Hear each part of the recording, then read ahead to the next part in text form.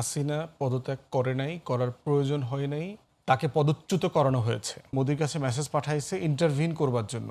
সে পরিকল্পনা করে দেশ থেকে পালাইছে। শেখ হাসিনাকে তারা রক্ষা করতে চাইছেন তাদের লোক হিসাবে।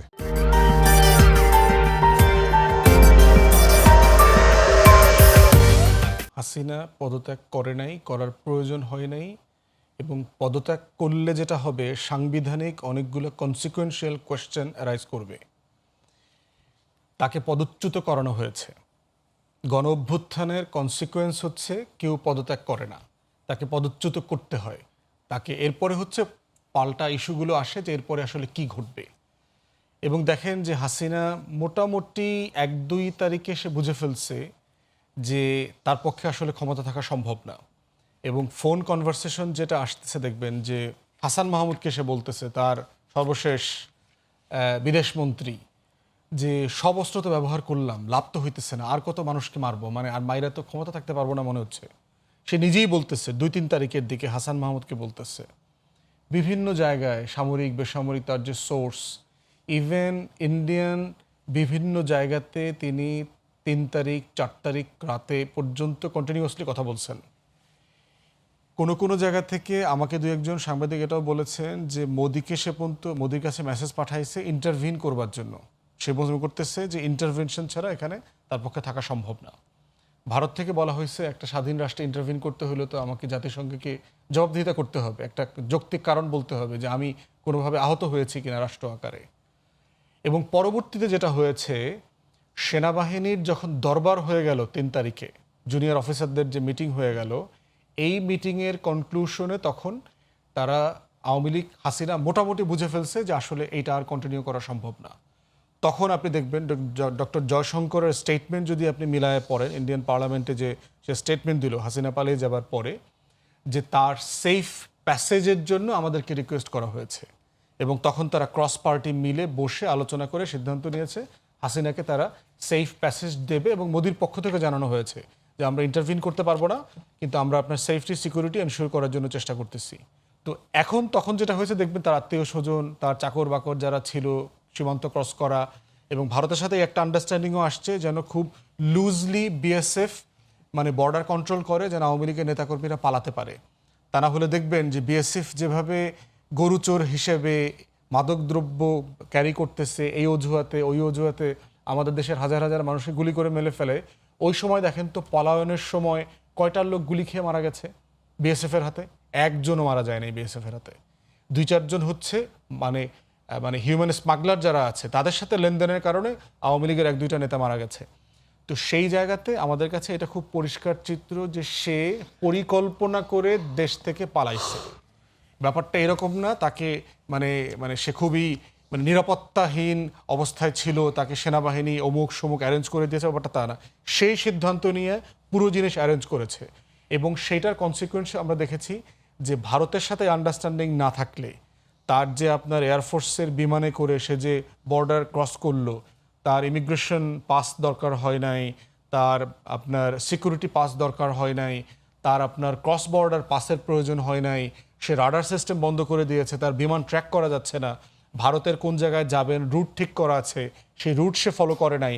এর মানে হচ্ছে দিল্লির সাথে সে সরাসরি কমিউনিকেট করেছে কোন জায়গা থেকে কোন জায়গায় হয়ে সে কোথায় যাবে। শেখ হাসিনা যেখানে জীবন রক্ষা করার অর্থাৎ বেঁচে থাকার প্রশ্নে দেশ ত্যাগ করছেন, সেটাকে পালিয়ে যাওয়া অথবা অন্য দেশ তাকে নিয়ে যাওয়া, যেভাবে ব্যাখ্যা করি না কেন, এই জায়গায় ভারত সরাসরিভাবে যেহেতু শেখ হাসিনা আমার বিবেচনায় তার পুরো শাসনকালের সময়টাই, বিশেষ করে আওয়ামী লীগ কখনো এই দেশের জনগণের সঙ্গে তারা সম্পৃক্ত ছিল না। ভারত, আওয়ামী লীগ এবং একেবারে পুরোপুরিভাবে শেখ মুজিব এবং শেখ হাসিনাই ছিল। তো শেখ মুজিবটা আগে মারা গেছেন, শেখ হাসিনাকে তারা রক্ষা করতে চাইছেন তাদের লোক হিসাবে, তাদের স্বার্থ রক্ষাকারী ব্যক্তি হিসাবে। এটা আমার কাছে মনে হয়েছে। কারণ আপনি একটুখানি পিছনে গেলে আপনি জানতে পারবেন যে শেখ হাসিনা নিজের একটি স্বীকারোক্তি আছে যে ভারতকে এমন কিছু দিয়েছে,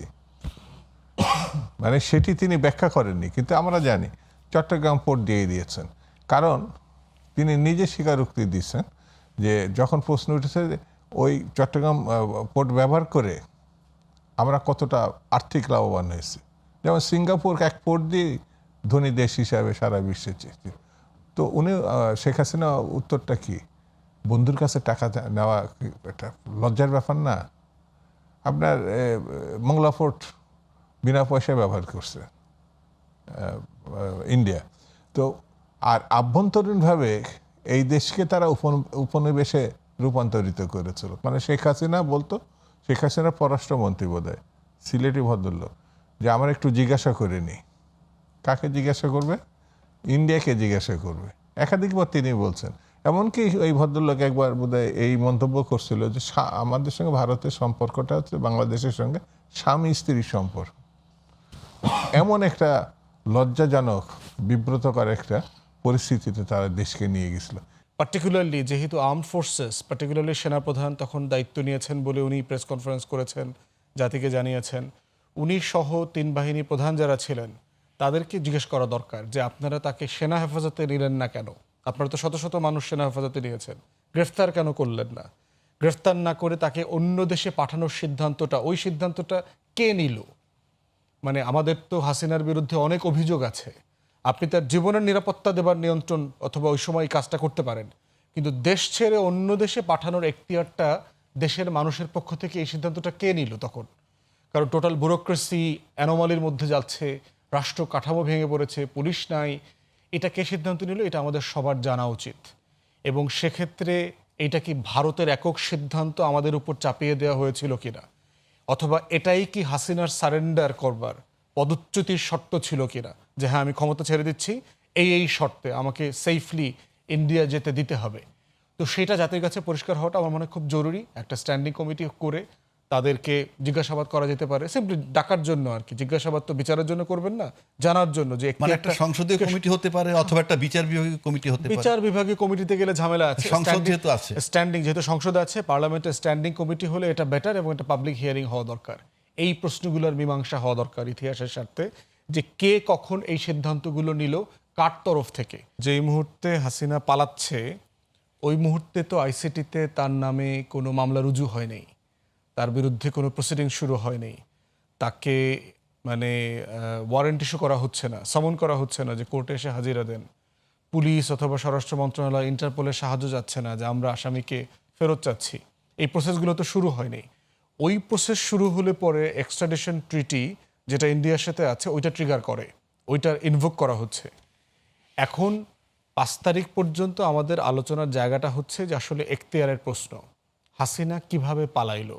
একটা হচ্ছে যে সে গণভবন ছাইরা নিজের মতো করে সীমান্ত দিয়ে কাপড় চোপড় চেঞ্জ করে বোরখা পইরা ওই পারে চলে গেছে, যেভাবে আওয়ামী লীগের হাজার হাজার লোক চলে গেছে।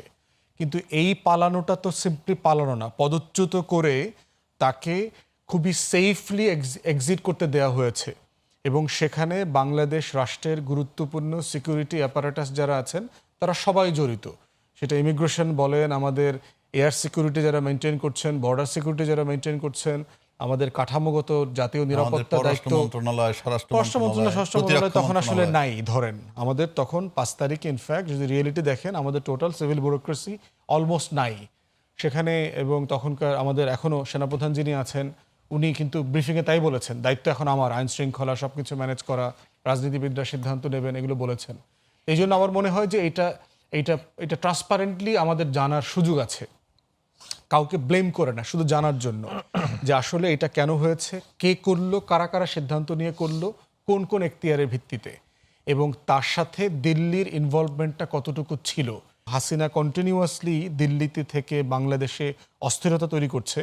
অতএব ওই বক্তব্যগুলো আসলে যেটা হবে যে হাসিনা বলছে যে আমাকে তো বিমানে উঠাইছে টুঙ্গিপাড়ার কথা বলে, দেখবেন সে কিন্তু বারবার এই কথা বলে, আমি তো পালাই নেই, আমি তো পালানোর লোক না, আমাকে বলা হয়েছে টুঙ্গিপাড়া নিয়ে যাবে কিন্তু আমাকে তো ওই পারে নিয়ে গেছে।